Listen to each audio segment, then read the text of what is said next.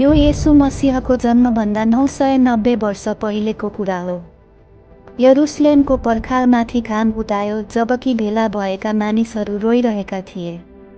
राजा दाउदको मृत्यु भइसकेको थियो, परमेश्वरको प्रिय महान योद्धा जसले यरुशलेमलाई सबैभन्दा शक्तिशाली राज्यमा परिणत गरेका थिए, अब उनी चलेका थिए।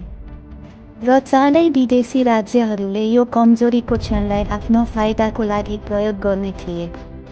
अब सम्पूर्ण आशा एउटा अवैध युवा व्यक्तिमा अडिएको थियो, जो एक लाजमर्दो सम्बन्धबाट जन्मिएका थिए। उनको नाम थियो सुलेमान। यो केवल सम्पूर्ण समयको सबैभन्दा बुद्धिमान राजाको उदयको कथा मात्र होइन, उनको पतनको पनि हो। किनभने सुलेमानको कमजोरी थिए महिलाहरू।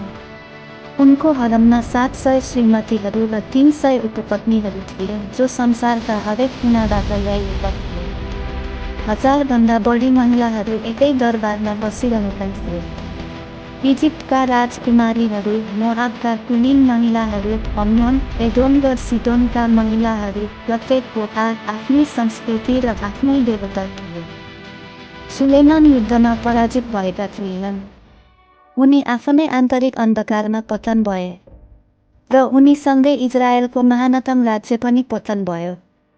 यो साँचो कथा नेपाली चलचित्रमा हेर्न चाहनुहुन्छ भने कमेन्टमा आफ्नो सुझाव दिनुहोस् अनि लाइक गर्नु नभुल्नुहोला।